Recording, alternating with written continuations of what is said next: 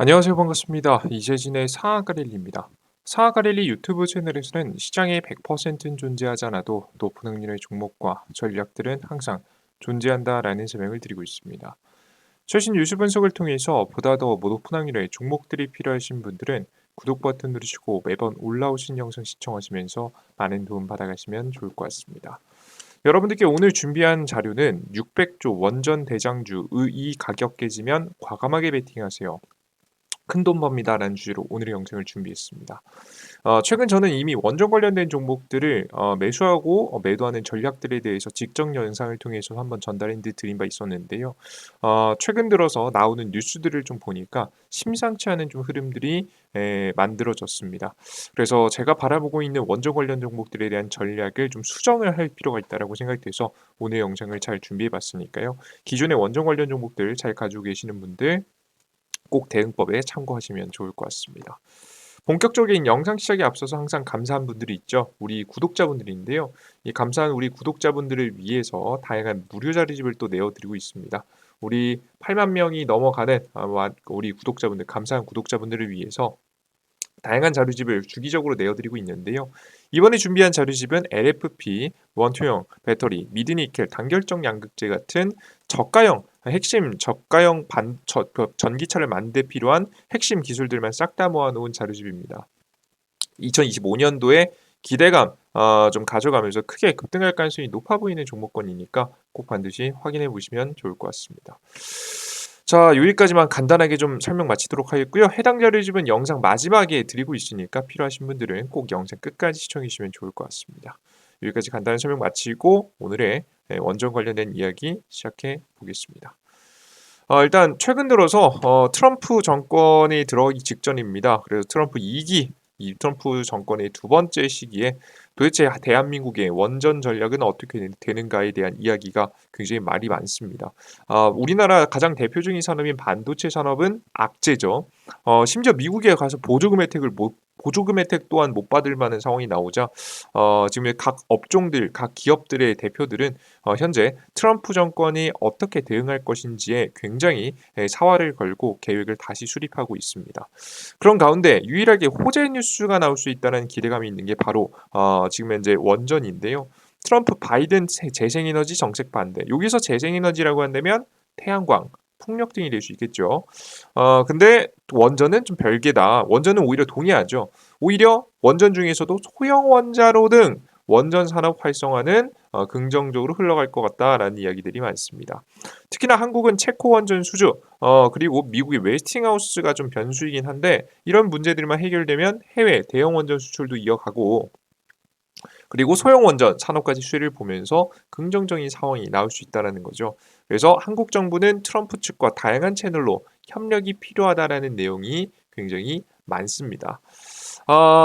자, 그래서 이제 보통 긍정적으로 좀 많이 해석하니까 원전 관련된 종목들이 많이 올라갔죠. 특히나 인공지능 인기에 따라서 전력은 증가하고 있는데 전력은 사용하고 싶은 기업들은 많은데 지금 당장에 오래된 좀 오래된 원전들이 많잖아요. 전 세계 원자력 발전소 중 63%가 사용 수명이 30년을 넘었으며 미국 내 대형 원전 가동 연령의 경우에도 평균 42년에 달하는 상황입니다. 이걸 뭐 연장시켜서 가동한다라고 하더라도 이게 돌릴 수 있는 상황이 10년을 넘어가는 경우가 거의 없습니다. 근데 왜 10년이 중요하냐면 보통 새로운 원전을 빠르게 지어도 10년이에요. 보통 이제 그 어디다 지을지만 결정하는 데만 해도 10년이 넘어가는 경우가 많거든요. 근데 뭐 보통 이제 화력발전소 부지를 이용한다든가 아니면 기존의 원전 부지를 이용한다든가 요런 이제 부지를 이용하는 방법들을 만약에 사용한다고 해도 건설이 시작되면은 거기서부터 거의 10년이 걸리기 때문에 사실상 이 대형 원전이 이제 수명을 더 이상 연장시키지 못한 상황이 되면 전력 공급이 구멍이 뚫리게 되는 겁니다. 그래서 그런 빈자리들을 채워주기 위해서 바로 소형 모듈이 굉장히 많이 주목을 받고 있죠. 기존 발전소를 대체하는 방안으로 지금 건설 자리만 잘 완성이 되고 모듈화가 됐기 때문에 건설이 본격적으로 시작되면 2년밖에 안 걸립니다. 물론 뭐 그 전에 준비가 좀 부품을 뭐 준비하고 발주하고 준비하고 이런 작업이 일부 있겠지만 뭐 길어봤자 한 6년은 넘지 않는 것으로 보여집니다. 그래서 뭐 중요한 것은 빠르게 지을 수 있고 심지어는 좀 안전하다고 평가받는 SMR이 눈에 들어오기 시작했고 그래서 이것이 대형 원전의 부족한 전력 수요를 메꾸는 데 사용이 되고 있다라고 좀 보시면 되겠습니다. 자, 근데 여기서 중요한 관점은 이거예요. 제가 여기서 꼭 체크해봐야 된다고 생각하는 게 뭐였냐면 실적은 언제 가시화될까? 실적이 언제 반영받을지였습니다. 왜 그런 거냐면 소형 원전 그걸 바꾼다 하겠지만 이거 목표 다 2030년도예요. 2030년도 목표입니다. 그러니까 보통 이 2030년도까지 이제 건설을 완료해가지고 전력을 공급시키겠다는 게 거의 대부분 국가들이라든가 기업들이라든가 지자체들이라든가 정부기관들에서 내놓은 목표치라고 보시면 될 것 같은데요. 이렇게 되면은 진짜 빠르게 만들어도 지금 현재 계약은 2025년도, 2026년도에 하겠지만 결국에는 납품이 돼야지 실적이 찍히거든요. 그래서 대한민국의 SMR 기술이 인정받고 해외 수출을 많이 나간다고 하더라도 실제 그것이 돈으로 돌아오는 데까지는 너무 오래 걸린다는 겁니다. 보통 납입을 했을 때, 납품을 했을 때 그걸 돈으로 받거든요. 그걸 실적에 반영이 되거든요, 재무제표에. 그러다 보니까 2027년, 2028년도나 돼야 실적이 가시화가 되면서 기업이 구조적으로 성장하는 그런 구조를 가져야지 지금 당장에 내년부터 계약을 체결한다고 해서 돈이 되는 게 아니니까 사실 SMR 시장은 기대할 수 있는 시장은 맞습니다만은 원전 관련 종목들을 대세 상승을 만들 만한 구조적인 성장은 아직 못 만든다라고 보시면 되겠습니다. 그러니까 SMR은 저 말 그대로 이슈로 단기간 급등을 만들 수 있어도 대세 상승은 만들 수 없는 거예요. 무슨 소리인지 이해되셨어요? 이것만으로는 부족하다는 겁니다. 자, 그러면 당장에 돈이 되는 사업은 뭘까? 오히려 국내 대형 원전 사업입니다. 원래 뭐 국내 말고 원래 대형 원전 사업이라고 표현하기 좀 더 맞긴 한데 우리나라가 이제 체코 원전 수출 잘 안 되고 있잖아요. 웨스팅하우스 어떻게 될지 모르기 때문에 그걸 싹 다 제외시켜 놓고 나면 정말 확실하게 원전 건설하는 건 국내밖에 없어요. 바로 신한울 원전이겠죠.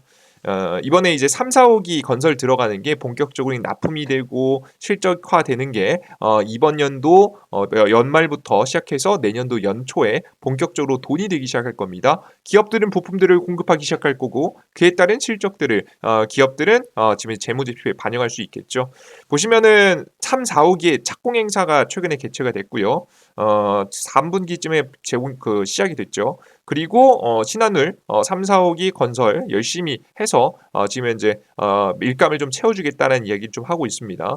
네, 뭐 여기에는 SMR 건설 추진 등도 나오는데 사실 SMR 건설 추진이 앞서 보신 바와 같이 아직 멀었다라고 설명드렸죠.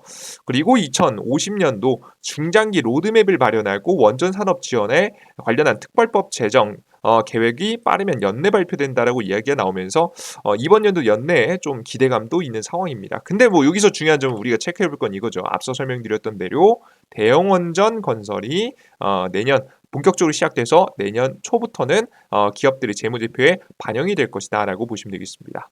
자, 그럼 앞에 설명드렸던 내용을 쭉 정리하면 분명히 SMR 기대감은 정말 기가 막혀요. 기대감 굉장히 있고요. 특히나 두산 에너빌리티를 중심으로 해서 소형 원전을 부품, 기자재를 만드는 기업들은 굉장히 주목을 받을 겁니다. 하지만 그렇다고 해서 이건 당장에 돈이 되진 않는다. 그래서 당장이 돈이 되는 기업들은 대형 원전이기 때문에 우리가 정말 칼같이 분석해 보면 그럼 우리는 결국 원전 관련 종목들 중에서는 두 가지 재료가 다 있는 기업들을 사셔야 되는 거예요. SMR 기술이 있는데 이 사실상 대형 원전 기술은 없어서 돈 못 버는 기업들은 건들 필요가 없다라고 설명을 해드리는 거죠. 무슨 소리 이해되셨어요? 그래서 제가 최근에 제시해드렸던 게 두산에너빌리티라든가 우진이라든가 이런 기업들 다 무슨 특징입니까? 대형 원전에도 부품 납입하고 소형 원전 기술도 가지고 있는 기업들이 여러분들께 이런 기업들을 위주로 좀 설명해 드렸던 거죠. 그래서 여러분들께서는 해당 종목들을 보셔야 된다라고 보시면 되겠습니다. 아시겠죠? 두 마리 토끼 잡을 수 있는 기업들 보세요. 무조건. 근데 지금 이런 기업들을 최근에 제가 뭐라고 설명드렸냐면 이제 저점 매수 박스권 저점 매수해서 여러분께서 모아 가시면 수익이 날 가능성이 높습니다. 라고 좀 설명해 드린 바 있었습니다. 이거 하방 추세. 현재 자리에서도 지금 계속 하방 추세 지켜주면서 올라가고 있죠. 그죠? 예, 이번에 또 새롭게 사신 분들도 꽤 있으실 거라 생각이 되는데요. 이러다가 이제 이번 연말에 SMR 관련된 이슈가 있습니다. SMR 전기본 발표가 또 있고요. 앞서 보셨듯이 2050년도 중장기 로드맵 발표가 있습니다. 총 두 가지가 있는 거죠. 전기본 발표. 전기본 발표에서 전력 수급 기본 계획, 뭐 미래 우리나라가 어떻게 전력 수급을 좀 준비할지 이런 내용인데 여기 SMR이 들어간다고 했죠. 그리고 중장기 로드맵은 말 그대로 소형 원전뿐만 아니라 대형 원전도 어떻게 할지 다 정한다는 내용입니다. 원전 이 두 가지를 발표하게 되는데 이게 빠르면 연내에 다 발표가 되고요. 늦어도 내년 연초에 다 공개가 되기 때문에 이 기대감이 있을 때 주가가 한 번 더 튀어줄 수 있다라고 기존에 설명해 드렸습니다. 그래서 관심 있는 종목들은 한 번 더 급등이 나올 때 수익을 먹을 자리가 있다라고 설명드렸어요. 다만 많이 투자하지 마시고 소액 정도만 권장해 드렸죠. 자, 근데 이번에 튈 때 무조건 파셔야 될 것으로 봅니다. 근데 세상에 무조건이라는 건 없긴 한데 뭐 저라면 매도할 것 같아요. 왜 그런지 설명을 추가적으로 해드릴게요. 지금 이번에 단기 이슈 나오면 반드시 분할 매도해 두시면서 수익을 챙기세요. 욕심 너무 많이 내지 마시고요. 내년도까지 2025년도까지 좋을 것 같으니까 계속 쭉 가져가야지 그런 생각하지 마시고 일단은 매도하는 전략을 권장해 드립니다. 왜 그런 것이냐라고 하면 물가에 비상이 나오기 시작했기 때문입니다. 이제 물가가 비상이 뭔 상황이야라고 하실 텐데요. 지금 미국 개인 소비 지출이라고 해서 PCE 이 지표라고 해서 물가를 가장 현실적으로 잘 나타내주는 지표입니다. 이게 가장 현실적이에요. CPI는 변수가 너무 많아가지고 빨리 발표되니까 주목받는 거지 CPI는 중요한 지표까지는 아닙니다. 사실 가장 정확한 건 PCE 지표인데 PCE 지표가 최근에 계속해서 천천히 낮아지는 모습들을 보여주고 있다가 이번에 새롭게 반등했습니다. 왜 그런 거냐면 미국 경제가 너무 좋아서 물가도 오른 거예요.